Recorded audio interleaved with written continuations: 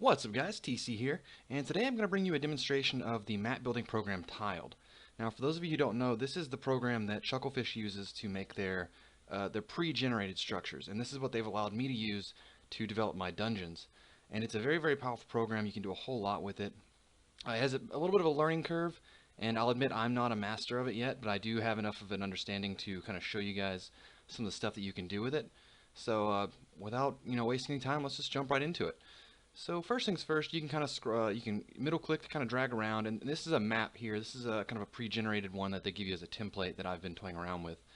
And there's lots of controls, there's lots of shortcuts really, but the basic ones I understand, D, B, stuff like that, delete, brush, lots of stuff up here. But I use control zoom or control scroll to kind of get in and out of the map. You can middle click to kind of drag around the map. And one thing to note is this is kind of based on layers. So like in Starbound you have foreground and background. Well, that same thing applies here, but there's even more layers really, because different things apply to different layers. So you have your normal front and your back, but then also you have things like objects and wiring and stuff like that, and they kind of belong in their own layer as well. So if I wanted to edit this map right here, say I want to change, see how it's kind of the back here's kind of messed up. So say we wanted to fix that, we'll go to the back, and now you can right click to copy a block type, right? So I've clicked this type here, which allows me to paint this plate. So if I want to do this one here, now when I left click, I can just kind of paste this in. And so I can left or right click this and paste that in. And then there's little shortcuts. So like if you hold right click, you can kind of copy that bit, and then you can just left click to place it. So now you can kind of fix big chunks of it in that manner. So doing the same thing here, we can just kind of fix it up that way. Up here, this seems to be a bit of a problem. Let's fix that. Scroll around over here, there's another little issue, so let's copy this, paste it over that. So now we've got that fixed up. And oh yeah, this looks okay. Let's hop to the foreground. So here, this is in the foreground, and this I want to fill this in to make it a good square. So let's copy a big block there, and there we go. So we fixed it up, and now we look out and we see our map is pretty much symmetrical. I put the lava in here earlier, and I'll probably be keeping it there. Oh, actually, let's fix this over here. So like I was saying, I want to give you guys a demo of it. I think the general game plan today is I'm going to show you the general controls, and I'm going to actually build a map on screen. But because this is a very long process, I'm probably going to throw it into overdrive and put some music on for you guys to watch, because it's a very long process. It's not something I can do in 30 minutes. It takes a couple hours. So let's give you some more demonstrations though. So let's put some stuff in the front here, and you can just kind of paste whatever you want. You can grab anything. You can grab individual designs like that. And, well, this is I just grabbed air, but here we go. Grab that, and you can place this stuff around. It's very easy. So let's grab some air and delete this. And there's an easy undo button up here, which I use all the time. But yeah, you can place objects, and there's all kinds of categories. You can actually, I only have a few tile sets loaded, but there's a tile set for everything in the game. So every object you can encounter is in here. So we can go to materials, which if we zoom in, you'll see all the different materials here. Here's all your liquids. A lot of these are unused. You'll see there's some of these actually look like repeats, and that's because they are. There's two different types of some liquids. There's an actual normal liquid, and then there's the infinite version, which I have access to placing those now. Miscellaneous, this involves things like air. You can put actually nothing, which is not the same as air. PS stands for player start, things like that. These are like biome templates, so wherever you put this, it will take whatever biome for that planet is, and it'll place that for that block. Supports, this is kind of like I don't know what they're called, those little platform things. Ancient, this is the race thing. So here I've got them done up by category, the ones that I need. So this is the ancient ancient race category, and as you can tell, there's not a whole lot to this one. And then there's the wiring one, which I use a lot, and then the blocks involved with ancient are these blocks here that you're seeing on screen. So this is really it. It's the ancient block and ancient brick, and then also this rusty metal looking stuff. That's kind of their general template that they use. And so one of the biggest issues for me, if you've been following me on Reddit, you know that I've been producing those dungeon concepts, and one of the big issues was that I was used to just making a concept. I wasn't used to making an entire video or an entire dungeon really. And so all my little GIFs would always be 15 seconds, so all of my traps that I would make would always be designed to be completed in 15 seconds as like a demonstration, right? So now I'm building entire dungeons, and on top of it I'm using a limited tile set. So I used to be able to use any block I wanted with any type of wiring or any type of trap. Now I'm limited to this ancient block race. So these guys have, if you've noticed, they've been adding new stuff, and that's kind of, I had a little bit of input on that. They were, when they brought me on board, they asked me like what I needed, and I kind of told them that, well, we need some platforms, we need lots of stuff for the ancient, because I was really limited on what I could do. So if you look over here, you'll notice that we originally got the avian lasers, and then we got a blue version for the ancient one, and then we got an avian boulder thing, then we got a black version for the ancient, then we also got those the little gas pad originally that came in as a, I think it was originally a jump pad, and I requested that we put one in kind of a dark tone that could work in the avian mission and in the ancient theme. And so then we got a whole bunch of different ones. We got the power booster, the speed booster, the air booster, all kinds of stuff. And then lastly, just last week before they checked out, I asked them if they could put in some kind of platform that would pop in and out. So like, you know how the glitch have that hidden trapdoor. Well, that's the same thing here. So now we have access to this little, it's like a hologram platform, and I really love it because there's no sign of it in the background. So like I could put it on this wall here, and when it's deactivated, you don't know it's there. And then I can turn it on and it appears. And so yeah, you can just place these things around here. There's a little bit of a learning curve in that you have to kind of know some objects in the game do not represent, like they're not represented accurately in here, what they are. So we're gonna use this object grab tool here. Oh wait, let's hop to the, you know, screw it, let's just undo it. Anyways, so they're not always actively represented. So what that means is if you look over here, you'll see that there seems to be a icon for every orientation, right? But if you notice about these like laser traps here, like this one points right, this one down, up, up. If you notice, there's not a laser that points to the left. And it's not that there isn't one in the game, it's that these aren't accurately representing what is going to be shown. So the best thing to do is if you pay close attention, you'll see their little, what is it called? The little node that you attach the wire to. This kind of dictates where they're going to actually point. And this part is always going to be closer to the wall you want to put them on. So for instance, in this scenario, this one here points to the right, and this one, while it looks like it points right, is actually the one that points left, because this little node is closer to the wall. Same with this one here pointing down, and this one here is going to be pointing, let's see, yeah, this one's going to point up. So you kind of have to learn. There's a little bit of a learning curve, and some stuff just kind of behaves oddly. And one of the things with wiring is like whenever you want to put something in, is say I wanted to put this like right here, right, and we zoom in. If I wanted to go to the wiring section now and add a wire, which would be through this, right, you have to click the upper left corner of this, right, and then you can draw a wire, and say there's a little node up here. You left click and you right click again to set it in stone. But you have to make sure you always click in the upper left corner of both the nodes. So let's go back here and let's undo this stuff. So you can see you can select big chunks of it and remove everything here. Now see, because I put this object in the foreground, I actually have to go to the foreground to remove it. So that's the issue right there, is you always want to stay on your right layers, because as long as you put everything in the right layer, you can control it better. So let's zoom out a little bit. And so for today, I'm going to build this dungeon, and I've kind of got an idea of what I want to do. I want to base the dungeon on timing. So like the player has to really focus on controlling their timing, controlling their jumps, not so much a combat-oriented one.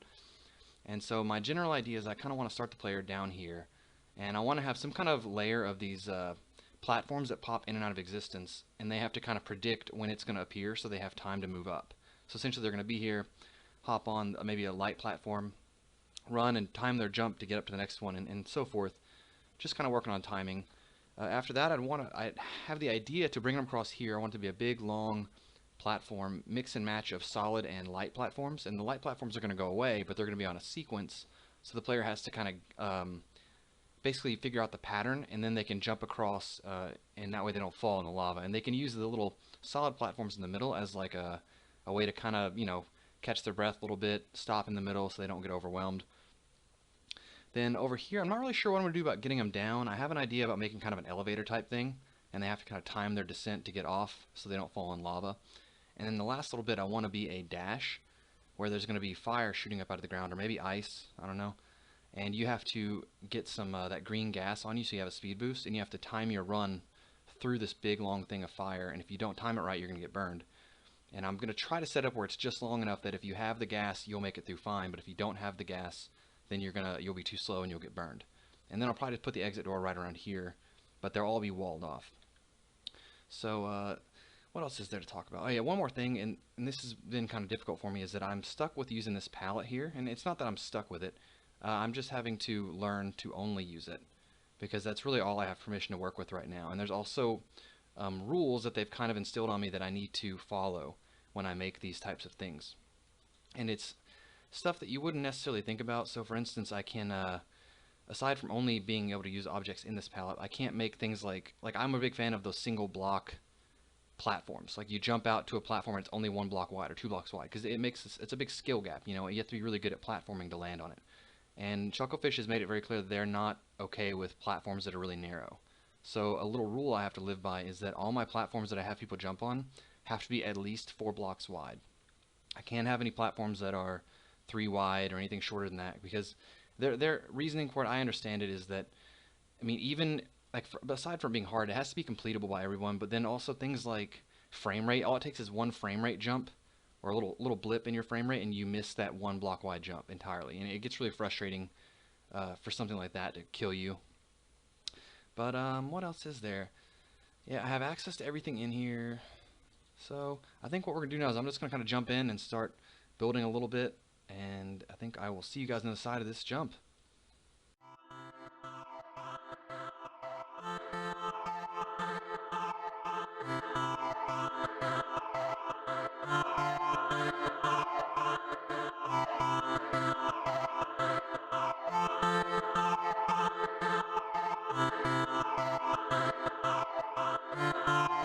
You can help influence the beat.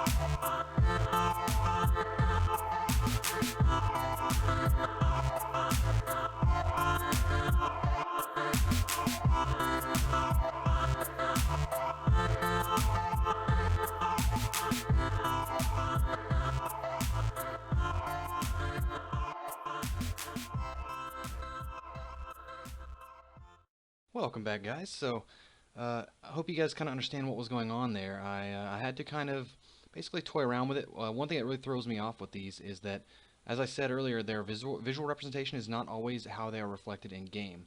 So, for instance, here it kind of threw me off, and I was measuring their distance between the different platforms, the time to set the jump up, like that, so it was the right distance. And I was having some measurement issues because these platforms actually appear in tiled 1 block lower than they actually are in game. So once I figured that part out, it wasn't too hard to kind of figure out what I was doing. So this next little bit here, I'm just kind of, even things out, kind of give it a visual bit of spice. I'm going to work on the lighting later. And as you guys can see, this is how long it takes to do this kind of stuff here. I had to fill the background in, if you didn't notice, because these platforms have to have some kind of block in the background. So I'm going to work on lighting in a little bit. But in fact, let's just do the wiring now, so I can give you guys an example of wiring. Let's pull it up. Let's do it down here. Front, yeah, we'll do this down way down here. It's always just best practice to kind of get the wiring way out of the way so players don't see it. So let's go over here by wires. And for me, I want to make these about 2 to 3 seconds. So let's find the clock here that's appropriate for what we need. This was 2 seconds. Where's the clock we need? 1 second. Yeah, this is the other thing that's really annoying, is you have to kind of find the one that works. That there's no real organization to this thing. 3 seconds. Here we go. So we're on the object layer. We're placing it, and so now we're going to go in here. We'll place a 3-second clock right there. Now all this is going to do is tick on and off, right? So this is very, very simple wiring here. So now we're going to go to the wiring tool here, and on the output here, upper left-hand corner, left click to an input up here, left click again, then right click to confirm. Now what that says to me is that we are on the wrong layer when it turns red like that. So we need to be on the wiring layer. That was my problem. So same thing, and now it should turn yellow. There we go. So we're just going to rinse and repeat that the whole way up here, and it's just like wiring in game for the most part, just slightly different. And this little tool here just kind of automatically grabs things for you. So what this should do is I'm going to have to do this the whole way up. And this is why it kind of takes a lot of time, right? So you just kind of got to do it by hand the whole way. Um, it's still faster than building it in game. It just takes some adjustment. So let's go way up here. Here we go. And yeah, it's really easy to get confused if you're not careful. Um, so yeah, sorry, I'm a little lost for words right here. I'm just trying to focus on getting this thing built as quickly as possible, so I can give you guys an in-game demonstration. This video is it's taking about as long as I expected it to. I knew it was going to be a very long video. Um, it's just I've never really done a long video before, so we're going to see. Hopefully my editing skills have worked out. But the annoying thing about this is that you have to go into the game and test it every single time you see something. Oopsie. Every time you see something you want to, or you have to edit or change, or you want to test out, you have to kind of export it, which I'll show you guys that in a sec. I'm not sure if everyone knows what was going on there, but pretty much every time you want to test something, you have to export it out of the map, or out of the tiled and into the game. And for me, I'm overriding one of the current ones. So right now, if this worked as intended, we'd go to File, Export As, and I'm saving it over one of the ones in the game already that I can jump to. And then you just go in here, and I have because the launcher is kind of broken right now, so I'm just bypassing the launcher. And essentially, you open the game up, and you have to close it out entirely every time. You can't just reload. That's one of the annoying things. So then you're going to use MMO ship. Okay, so /warp unique world, which is what this would be called, challenge rooms, which is what I have it worked as right now. And this will not work for you guys, or at least it won't take you to the same place. So if this worked right, this should be flicking on and off. Yeah, there we go. Now, every 3 seconds this should tick on, 3 seconds it should tick off. So player go up here. So yeah, that seems about right. And again, you have to remember this has to be completable without any tech. So while this may be super easy to just kind of jump up and dash and make it, I have to make it possible for everyone to be able to get up and around every time. So yeah, so this seems to be working about as intended. Nothing too crazy, nothing too hard, just working on timing. So now that we know this part is working, let's see, let's /warp own ship. If you exit the game when you're in a dungeon like that, and then you pop back into the game in a different dungeon, it just drops you in space. So I've learned to just go back to my own ship, and when you're in space like that, the game sometimes bugs out. So now that I've explained that, I am going to let's just take a look at this. That's not, obviously it's not going to be a very difficult dungeon, but again, I don't want to make this a 4-hour video. So we're going to stick with something simple that we know will work. And so I'm going to pick things back up and back into overdrive, and I'll see you guys in a minute.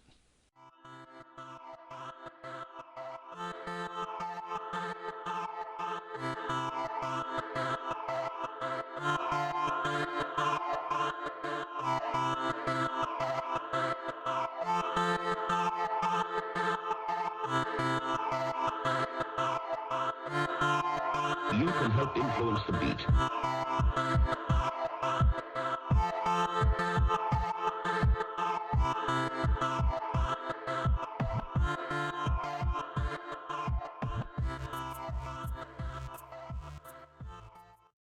Alright, and welcome back, guys. So as you can see, I just demonstrated the the timing mechanism I wanted to work on here, and I was debating on what I was going to do. At first, I was actually going to raise the roof and make it a jump puzzle, but I actually really like the dash kind of thing. And so one thing you'll notice it's actually kind of annoying. So when you're in admin mode, you are immune to projectiles, right? So what that means is that this gas stuff here does not affect you. So I'd have to switch to actual like survival mode, which means if I screw up, I die. So I'm just using this green stem as a representation. Ah, shit. Well, anyways, that's that point right there. And so this next half here, I'm going to make some kind of, I'm not sure what I'm going to do yet, but there's going to be some kind of elevator, some kind of item. I think it's going to have them drop them down layer by layer, or I might just have them jump down. But what I want is this last layer here to have a platform that floats on and off, and lava below it, so that if they don't time their landing on the platform properly, then they fall into lava. So that's hopefully what's going to come out next. So warp own ship, get out of here. And so yeah, that's what makes it so slow, is that every single time I want to test something, I have to pop out. and back and forth. It's a very time-consuming thing. So as you can see, I've been wiring things up like a storm here, so I got tons of wires already. I'm going to try to figure out what I want to do exactly here for this little bit. So I'll see you guys on the other side of this turbo mode.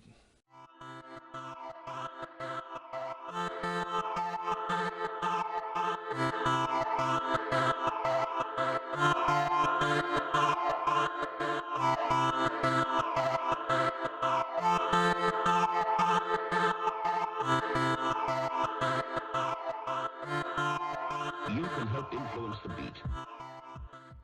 Okay, and I'm back, guys. So as you can tell, this one here, it's working for the most part how I wanted it to, but I essentially just wanted them to drop down here and kind of be surprised. It mostly functions as an elevator. I didn't want to overwhelm them with too much stuff, but you know, if they don't get off, they'll get trapped in the lava. And so this last little bit here is probably going to be some kind of timed run. So basically the player starts here, and they're going to be running. This is all going to be like a fire trap. And I'm going to have fire dispensers all through here, and the exit door will probably be right around here, right? And they have to have the speed boost to get through all this fire stuff. So I'm going to have some kind of gas dispenser here, most likely, and that'll be what I use. I'll probably put little breaks in between the fire so that players can like get a little bit of a breath. But the thing is, they only have 20 seconds to get through because the gas stuff only lasts 20 seconds. So I'm going to hop out of here, and I'll see you guys on the other side.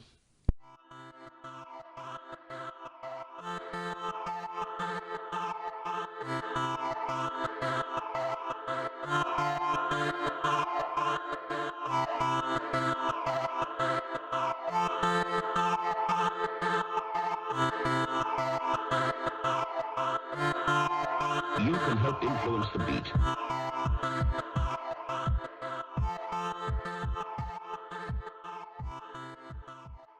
Alright guys, and we're back. So if you could see what I just did there, I had to test out the exact distance and how far these things are going to work here. How far the player could run. And oh goodness, it looks like I might have placed something on the wrong layer. No, that'll still work. It should still work. Let's test it. I might have just placed those objects on the wrong layer. So what we're going to do is we're going to hop in here and test it real quick. And we'll see if it messed up. Because sometimes you can put an object on the wrong layer and it still works. I'm still figuring out exactly what does what. So let's just figure it out. And if all went well, I should be working. So /warp unique world challenge rooms. Alright, so now I've got these little green stems with me because, you know, I kind of have to have them. And I've been cheesing this thing every time I can because it's really annoying. There we go. Let's just skip through all that. And hopefully this worked. If not, I have to go back and re-add all those again. Oh yeah, it did work. So, how it should work here is the gas goes away. There we go, perfect. And the player runs, and they're in the gold. And bam. So, that's a pretty complete dungeon right there based on timing. So the rest of what I'm going to do here is pretty much just kind of clean things up, make it look pretty. Yeah, I'm going to fill all this stuff in up here. You know, this is just a big gap. This won't be here. I'm also going to add a little secret room somewhere. I like to put some kind of morph ball room somewhere for people that stick to morph ball. And that's pretty much the design process that goes into it. You pick a theme and you kind of... I try to stick with it. In the future, I plan on mixing it up. And one more thing is I've kind of divided my puzzles into 4 essential categories pretty much. And they're platforming, puzzles, speedrun, and combat. So like this one would be considered platforming to a degree, but really not. But platforming is more about, you know, knowing where you're going to jump, controlling yourself in the air, not really combat oriented. Puzzle is going to be things where you have to, like, I'm going to put you in a room and you're going to have to figure your way out, and I'm going to put, you know, switches, combination things you have to figure out. Speedrun is what I'm interested in doing that I haven't made yet. But essentially, when you start into the dungeon, there's going to be a button you're going to have to press to open a door, or at least to start things, right? And that's going to start a clock. And what that means is that you have a certain amount of time to reach the end of the dungeon. If you don't get to the end of the dungeon, there's going to be one door that locks in front of the exit door, right? The problem is that there's no vertical door currently in the ancient theme, so I really can't do anything with it. And then the last one is the combat dungeons. Now, combat dungeons are going to be, you spawn in, it's going to be like a big battle, and you have to eliminate all the enemies in the area before the door opens. Now the way we're going to do that is we're going to use there's an invisible motion sensor in the game, and with parameters you can actually edit exactly what it is detecting. So we could edit how big it's detecting, and also we can edit it to only pick up monsters, right, or enemies. And then when every enemy in the room is dead, that sensor will go off and it'll open the door. And so that's one of the ones I'm looking forward to, is to make kind of a big room with full of enemies, and you have to kind of fight your way around and kill everybody and then get to the exit door. But it won't open until you've killed them all. So that's kind of how my general process will be. Some of them will be mixed. Some of them will be things like this, where it's like timing oriented. That doesn't really fit in a category. So that's all I have for you guys today. I hope you liked this video. It took a lot of effort and a lot of time. It's several hours to build this. So please rate, like, comment, subscribe. It really helps me out. I'm a very small channel, and I do this in my spare time. I have a real job outside of this, believe it or not. So you guys, please, do what you can, and I'll talk to you guys later.